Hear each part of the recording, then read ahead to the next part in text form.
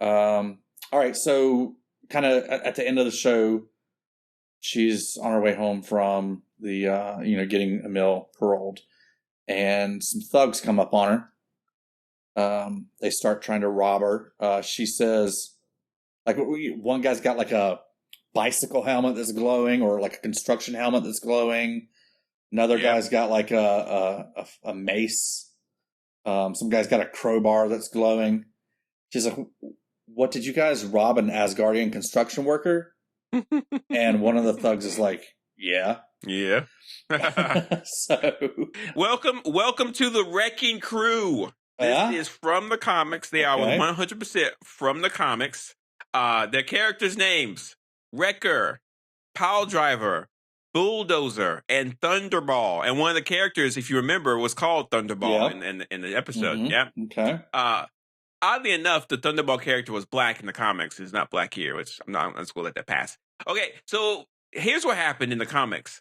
The guy named the Wrecker finds a crowbar and gets hit by lightning, and the four of them gain superpowers. Now, I read the MarvelFandom.com to try to figure out where they got their powers from. Mm-hmm.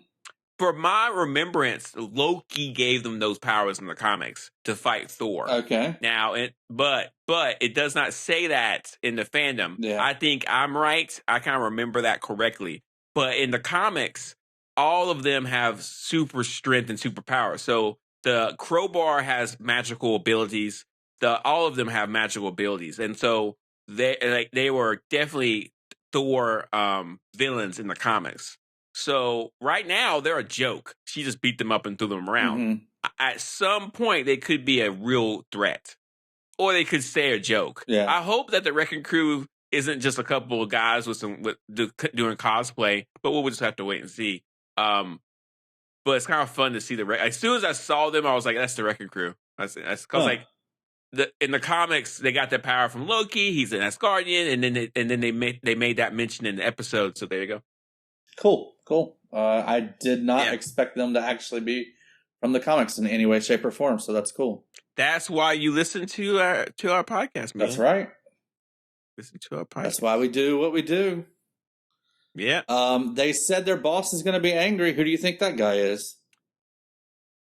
Here's my theory. One of them tried to get Jen's blood. The needle just failed. Now, we have seen this show delve into the Incredible Hulk, right? Because we have Emil, correct? That's right. There's another character from the Incredible Hulk movie that was always rumored to be, if they did a sequel to the Incredible Hulk, he would be in it. And technically, he is part of the MCU. The actor's name is Tim Blake Nelson. And in the comics, he's Samuel Stearns. He's the doctor, Mr. Blue, who took Banner's blood, experimented with it, created all kinds of stuff with it. Yeah. And then that's the guy who gave Emil the blood. He was seemingly left for dead by Abomination. The Incredible Hulk at the end, Banner's blood went into a wound on his skull, and it made his skull get bigger. I don't like to make predictions. Yeah. It's a 60 to 40. It's a 60% chance you will see Tim Blake Nelson as the leader in this show, which would be incredible. Which would be super he's fun a fantastic fans. Actor.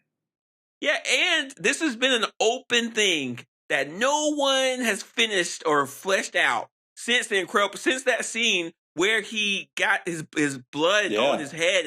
So everybody's talked about the scene. Where is he? Where's the leader? Where's Samuel Stern? Is Tim Blake Nelson going to do this? Right. I think it's kind of like a softball that they should do it. Mm-hmm. And someone trying to get Jen's blood, that's in his wheelhouse, man. That's something he would do. Yeah. So will he do it? Makes sense. It makes a lot of sense to me.